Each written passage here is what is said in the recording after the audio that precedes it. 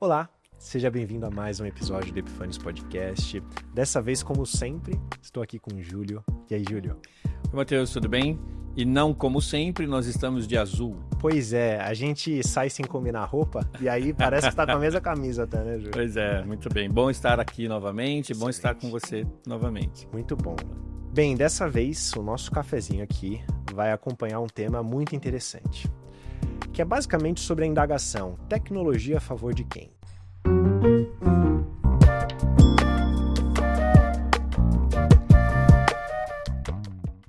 E aí eu vou contar uma pequena história para expressar isso um pouquinho melhor. Júlio, vou até citar nome. Cara, eu adoro a batata frita do Outback. E eu lembro que depois... A canoa? É aquela com cheddar, bacon. Ah, então não é a Não é canoa. cheddar não, é a com queijo e com bacon, sabe? É a Oz Cheese Fries, esse é o nome deles. Maravilhosa, adoro. Inclusive vem diminuindo cada ano que passa, hein? Isso é triste. Mas qual que é o ponto aqui? Sempre que eu chegava no Outback, eu pegava álcool gel, para ser bem pragmático aqui, pegava álcool gel, higienizava minha mão, e aí alguém já chegava e falava: o QR Code está na mesa, aqui nesse negóciozinho, você pode escanear e acessar o nosso cardápio. E recentemente eu notei que ao ir para o Outback, depois de passar meu álcool em gel, essas pessoas chegavam para mim e me davam um cardápio. Eu fiquei, nossa, um cardápio, né? Que curioso. E eu comecei a reparar como outros tantos restaurantes que tinham apostado tudo no QR Code voltaram a utilizar e entregar o cardápio para os seus clientes. E aí, conversando com os meus amigos, eu descobri que ninguém gostava do QR Code, porque é uma experiência um pouquinho difícil, né? No cardápio você consegue ver mais coisas, enfim, tem uma experiência que ela é mais tátil, acho que faz parte também. E o mundo falando, cara, deixa teu celular no bolso, na bolsa. Isso, Não exato. põe ele sobre a mesa, nem nada, mas a primeira coisa que eu tenho que fazer é usar o celular para pegar o QR Perfeito. Code. Então tem tudo isso. Mas ao mesmo tempo, Júlio, se for ver do lado do negócio, não vai ter que ficar imprimindo novos cardápios periodicamente, é menos custo. Dá para ter um trabalho de inteligência em cima dos acessos. Sim. Enfim, N1 benefícios. Sim. Mas a tecnologia está a favor de quem aqui, né? Esse é um pequeno exemplo só para a gente abrir. Posso trazer um também? Pode, claro. Bom, você sabe que eu adoro padarias. Então, para mim, um bom programa é conhecer uma padaria nova, principalmente nas manhãs e final de semana.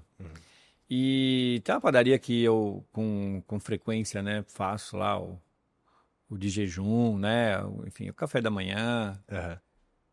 Nunca chega a ser um brunch, mas é um café da manhã mesmo. Que, cara, a gente chegou lá, eu e minha esposa, a gente chegou e tinha preso na mesa, assim, fixado, sabe? Aquela fixação permanente. Um pedestalzinho e um tablet. Nossa, eu adoro isso. E aí... Adoro isso. Que dá pra pedir nele, né? E aí você pede nele. Isso é maravilhoso. Não é maravilhoso? Até o momento que o negócio não funciona. Nossa, nunca pensei nisso, Júlio. Pois é. Verdade. Pois é, né? Mas ele é maravilhoso. Ele é maravilhoso porque o garçom não precisa ficar lá tomando o seu pedido. O pedido já sai lá na cozinha. Tem um detalhe, tem uma coisa em design de serviços e em processos ligados aos serviços que a gente chama de jornada. Perfeito. A jornada do usuário. Então, aí quando a gente entra naquela padaria, você recebe um cartão. Certo. Para fazer compras, né? Aham. Então, a pessoa vai lá e fica escaneando o QR Code, o código de barras. Lá é código de barras. Aham. E aí, na jornada do pedido, nesse tablet, a última fase é mire o código de barra para a câmera. Onde está a câmera? Caramba, nossa, que curioso, Júlio. Eu nunca tinha É câmera pensado nisso. frontal? É Ah. câmera posterior? Aham.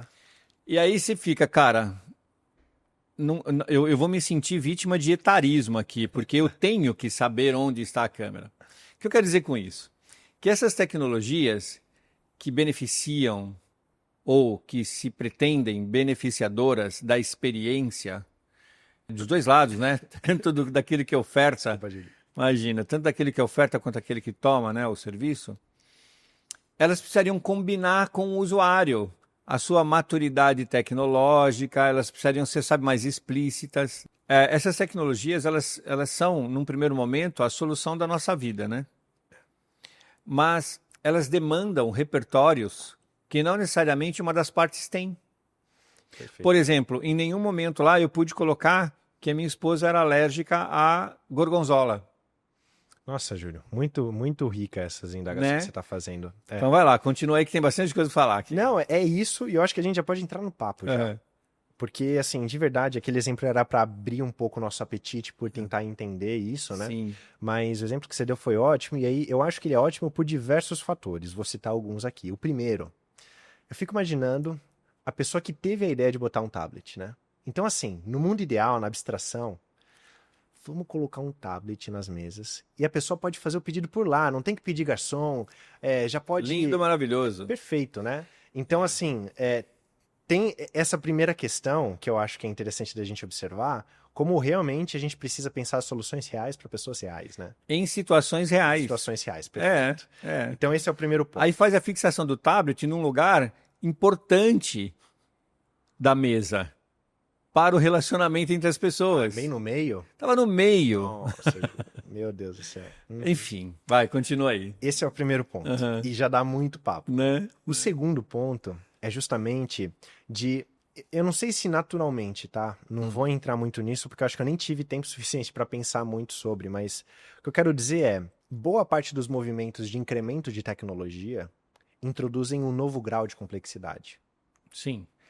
E eu digo boa parte porque boas vezes também, algumas vezes, enfim, essa é a parte que eu não pensei ainda, mas uma parte relevante das vezes só realmente facilita a nossa vida.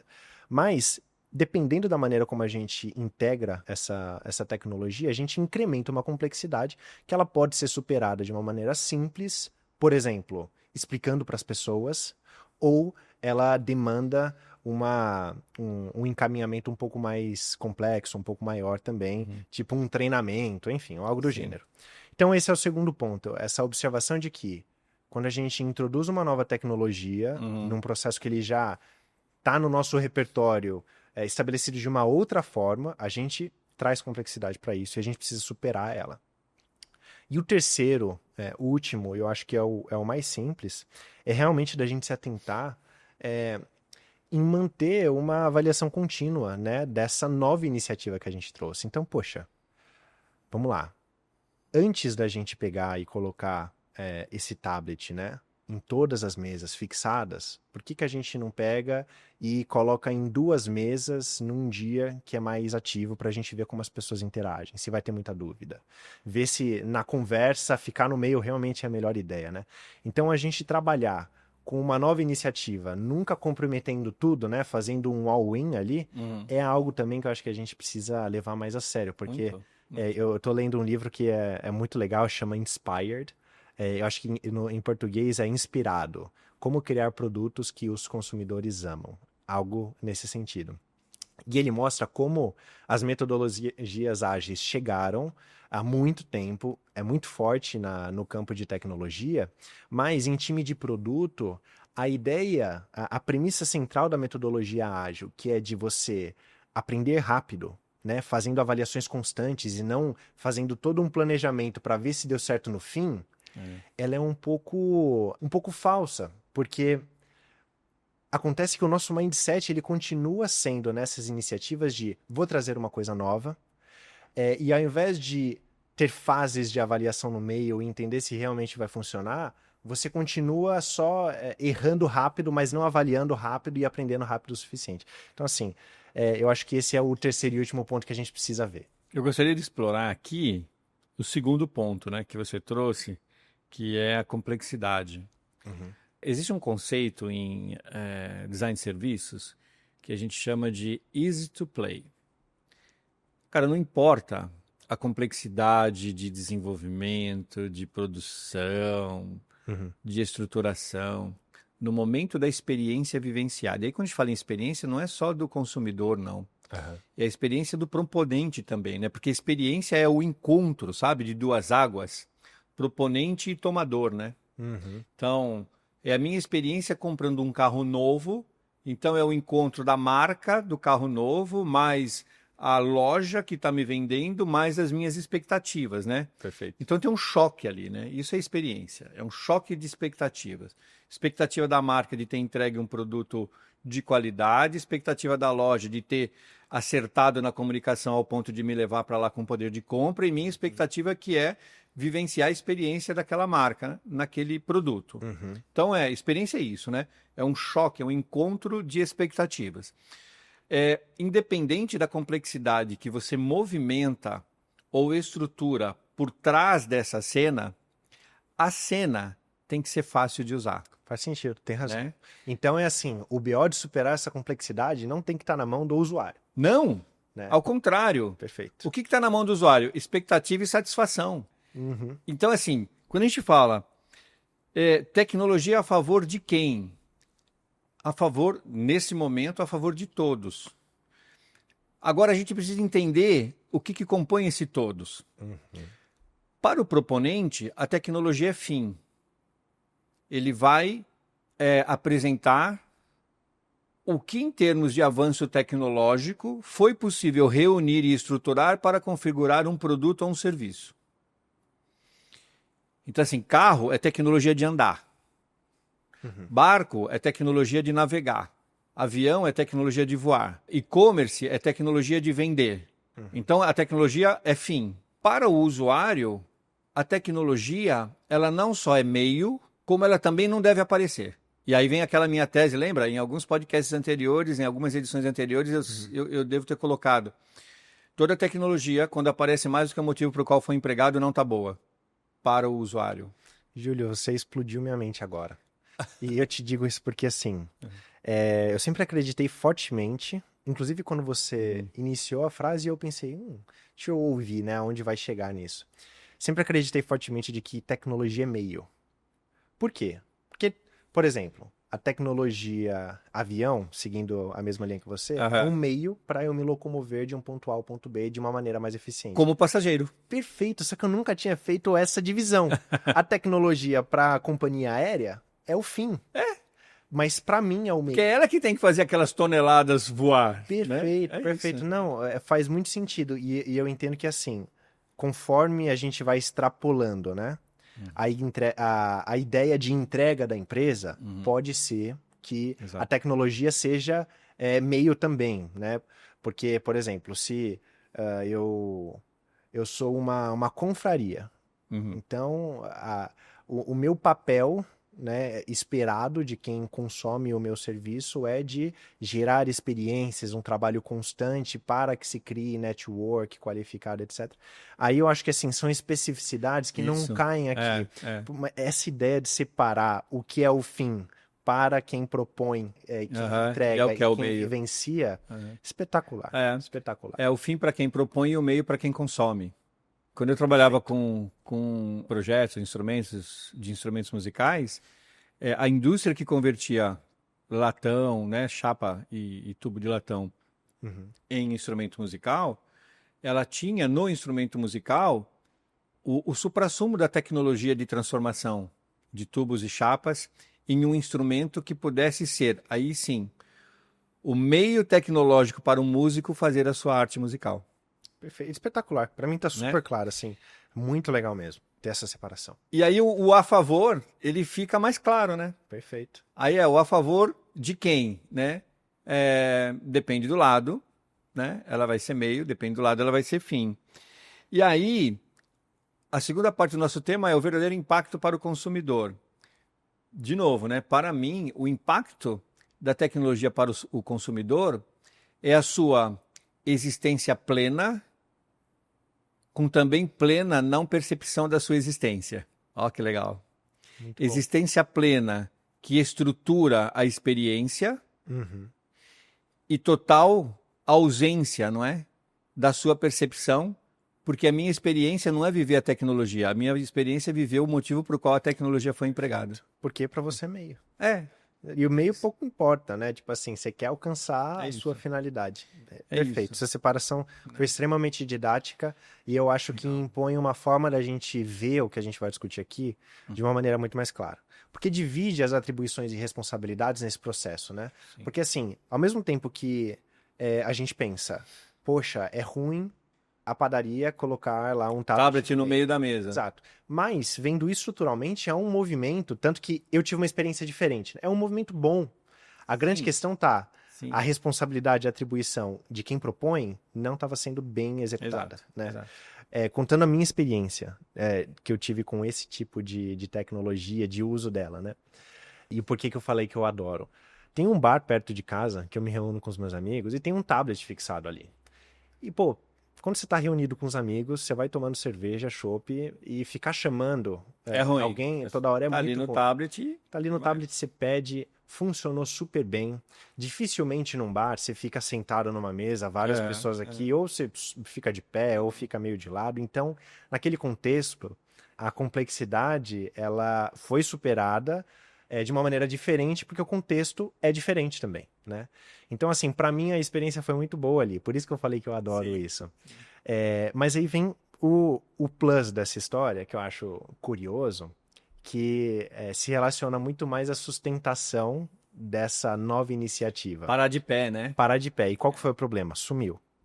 Porque esse barzinho ficava numa região de São Paulo, e qualquer região de São Paulo, por mais nobre ou não que seja, tem furtos, né? Então roubaram. A galera levou embora.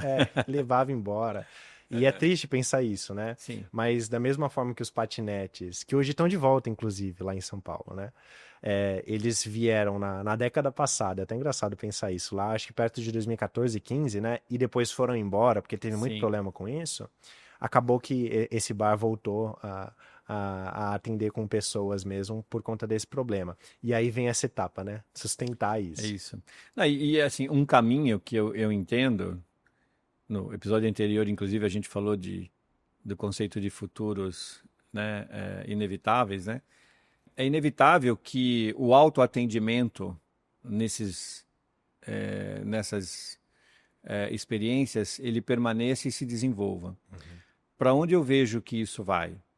Então, a leitura do cardápio por QR Code está passando, está dando espaço para os tablets.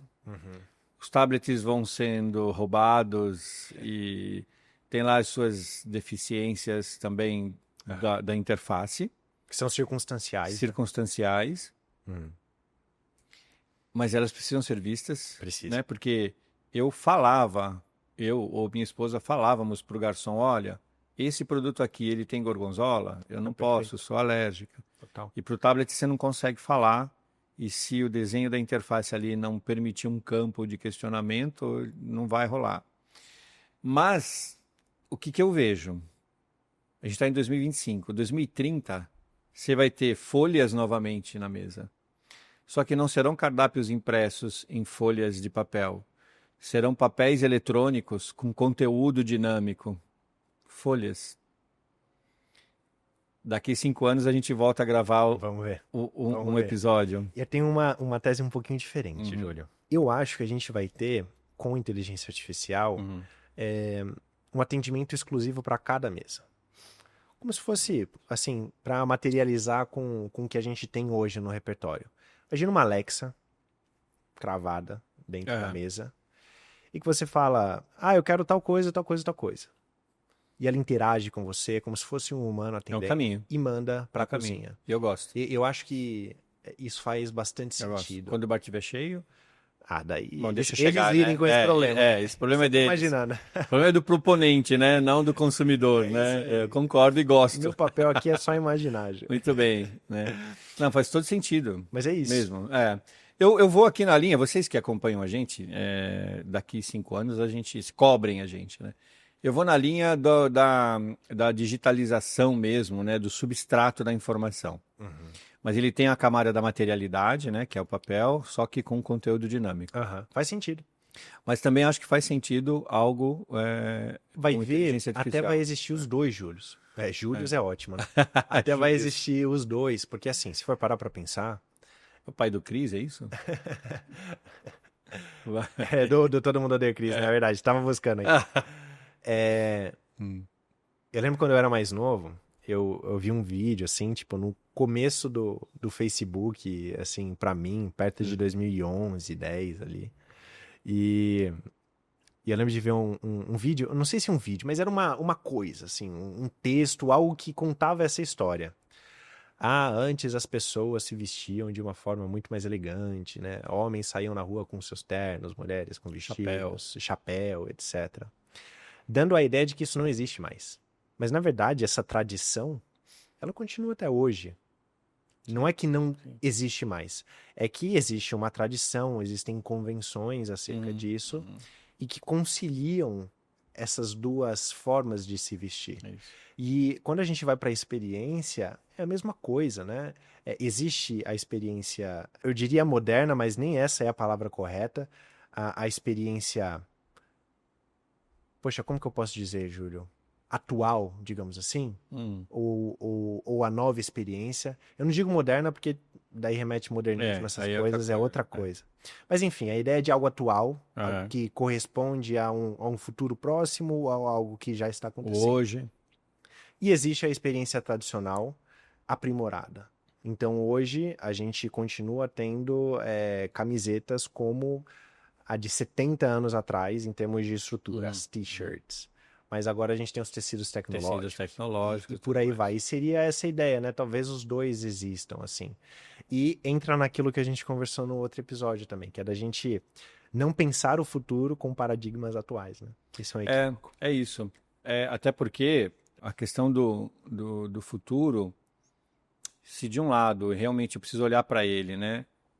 Despojado dos paradigmas atuais, porque o nosso presente ele já é um futuro que foi anunciado lá no passado, há que se considerar também um necessário tempo de transição, né? Na prática.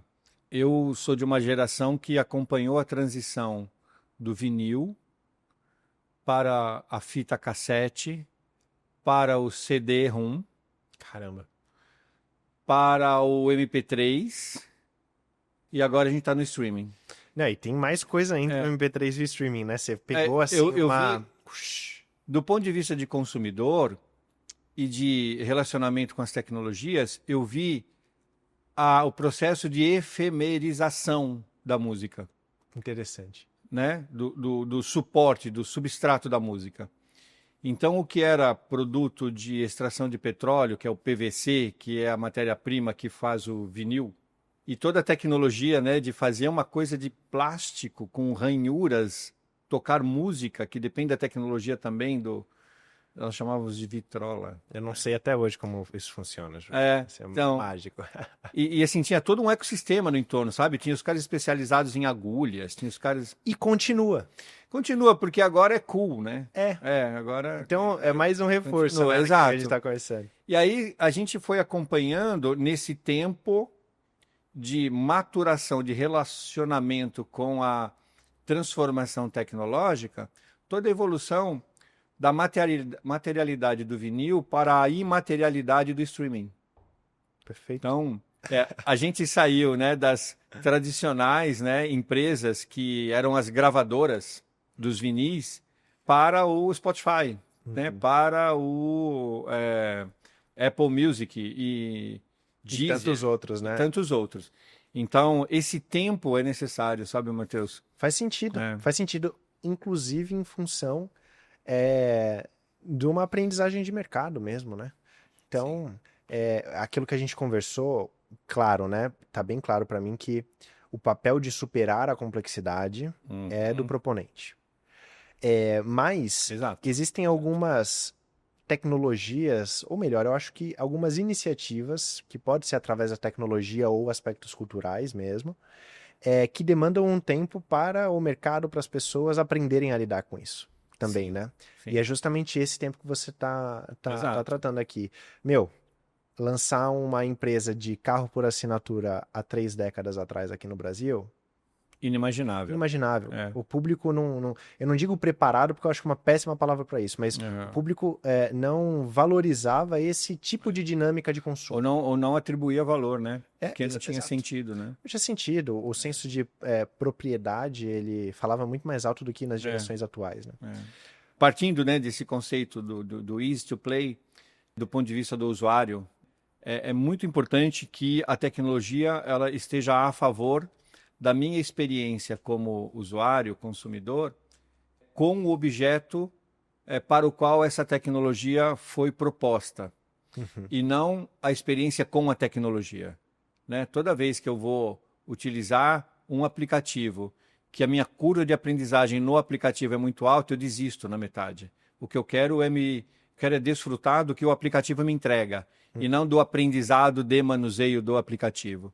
Então, acho que isso é muito importante do ponto de vista do consumidor, do tomador, né? Dos benefícios dessa tecnologia. Do ponto de vista do proponente, do ponto de vista das empresas, do ponto de vista do desenvolvedor, a complexidade ela deve ser estressada ao máximo possível. Ela deve ser esgotada. Todas as possíveis oportunidades, demandas, solicitações, tipo de uso, devem ser vivenciados antes do lançamento do produto ou serviço. Que é naquele pequeno momento que a gente conversou de não fazer um tudo ou nada, né? Não fazer um all-in. Exato. Testa gradualmente, vai entendendo o que precisa ser melhorado ao longo do caminho, né? Exato. Né? Então, é assim, a gente tem, historicamente, duas empresas que lidam com isso de um jeito bem distinto, né? Eu acho que agora eu consegui achar um gancho para fechamento. A gente tem Microsoft e Apple. Para mim, na condição de usuário, eu sempre fui o motor de teste da Microsoft. Sempre fui. Literalmente, motor de teste. Então, várias versões, correção de bugs, você precisa desligar a máquina, não desliga agora, atualização 1 de 512 mil, sabe? Então, a Microsoft, ela aprimora as suas entregas a partir do feedback do usuário. E aí ela vai construindo e vencendo a complexidade daquilo que ela propõe a partir do feedback do usuário.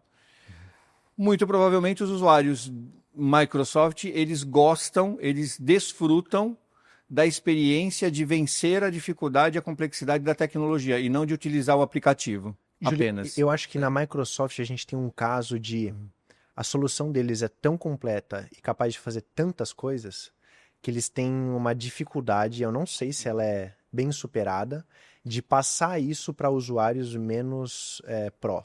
Menos pró, exato. Talvez assim, Microsoft ela dialoga muito bem com o usuário pró. Porque né? assim, eu até brinco. Vai rolar uns hates aqui, a gente já sabe disso, mas ok. Mas assim, se rolar hate vai ser novidade para mim, porque todo mundo que eu converso concorda. Falta uma pessoa burra na Microsoft para testar as coisas assim, às vezes. Como burro, né? Como burro, porque eu como burro... Eu, por exemplo, né? Exato. Enfim. Eu como burro, tento mudar a minha foto de usuário no Teams. Nossa. E é difícil. Nossa. Então, é assim... É isso, é aí que é a favor de quem essa tecnologia. Exato, mas eu acho que assim, eles têm tantos sistemas que são tão integrados, tantas soluções são tão integradas, que vai ver a forma mais custo-benefício que eles encontraram, né, que mais faz sentido para eles, é essa. Só que a gente vê essa tecnologia mais a favor da empresa, né? Exatamente. Por outro lado, a outra marca, que é a maçãzinha, né, a Apple, como usuário de Apple há tantos anos, mas tantos anos mesmo, eu nunca me senti, sabe, motor de atualização, de feedback da Apple, né? Então, quando ela tem lá as suas atualizações, mas nunca são em função de algum problema que eu sinta, né, grave na experiência, né? E isso acontece porque eles são um sistema fechado, né? Então, assim, você tem muito menos possibilidade que num Windows ou num Android, por exemplo. Tem muito menos possibilidade de customização, de integração, porque são sistemas abertos. Agora, quando a gente fala de macOS e iOS, você tem algo que é mais fechado, mais limitado, mas que consegue apostar, e esse é o principal da Apple, na consistência. Repara nisso. Você que tem Apple Watch, para você mudar o rostinho dele, você pressiona, eu não tô com o meu aqui agora, mas você pressiona, solta e vai passando pro lado. O celular é a mesma coisa. É isso. Né? É isso. E por aí vai. Então essa consistência faz a usabilidade ser muito mais intuitiva. Mas tem a perda, que é essa possibilidade de customização, de cada dispositivo ser único, de integrações. O bom é que a gente tem as duas empresas, né? E você pode escolher com qual delas você se identifica mais. Exato. Eu adoro o conceito de ecossistema, porque para mim, um ecossistema, ele aplica a tecnologia a meu favor, usuário. Perfeito. Né? E então isso me faz muito bem. Eu acho que a gente conseguiu amarrar isso tudo, né, Eu Matheus? queria só fazer um último apontamento e talvez pareça que eu tô pendendo muito pro lado da Apple. E assim, de verdade eu tenho muita admiração pela Apple, mas tenho muita admiração também pelo Google, pela Microsoft, pela Samsung, por tantas outras marcas. Não é uma questão de... Que é uma das marcas que começa agora a formalizar esse ecossistema, né? É, a Samsung, né? É, É, a Samsung, total. é. Eu gosto muito de tecnologia, de modo geral. Tanto que no meu LinkedIn tá, sou apaixonado por tecnologia e é verdade. Mas a Apple, ela tem uma coisa que eu acho espetacular, assim, e que está menos presente nesses últimos anos do que eu gostaria.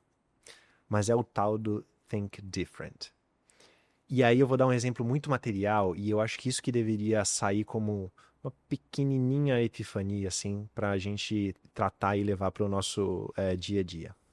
Meu, se você pega um celular de 2017, sei lá, um iPhone XR, por exemplo, ele tinha aquele negócio que é o notch, né? Que é aquele negócio preto que ficava bem em cima, que continha o Face ID.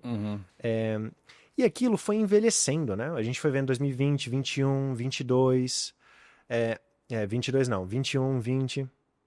A gente foi vendo isso presente enquanto outros concorrentes da Samsung estavam diminuindo cada vez mais, virando só um pontinho. E aí todo mundo falando, a Apple, olha só o tamanho disso, né? Nada a ver tá aqui, os concorrentes já estão removendo isso, ficando muito menor. Aí a Apple vai lá e lança a Dynamic Island.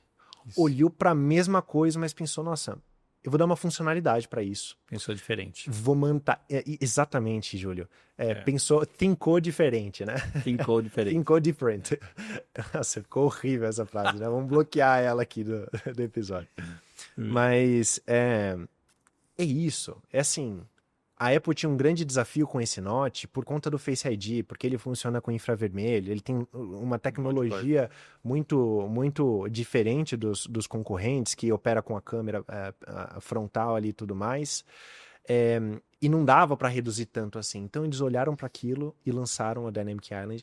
E eu tenho um iPhone 14 Pro e adoro a Dynamic Island. Eu peço algo no iFood, eu consigo usar a rede social enquanto aparece as coisas lá. Como é que as coisas... Então é assim, ao invés de olhar para o mercado e o que eles estão fazendo, as atualizações, para lidar com um problema e pensar que aquilo é a regra do futuro, é thincar diferente. Né, Júlio? Eu acho que faz todo sentido.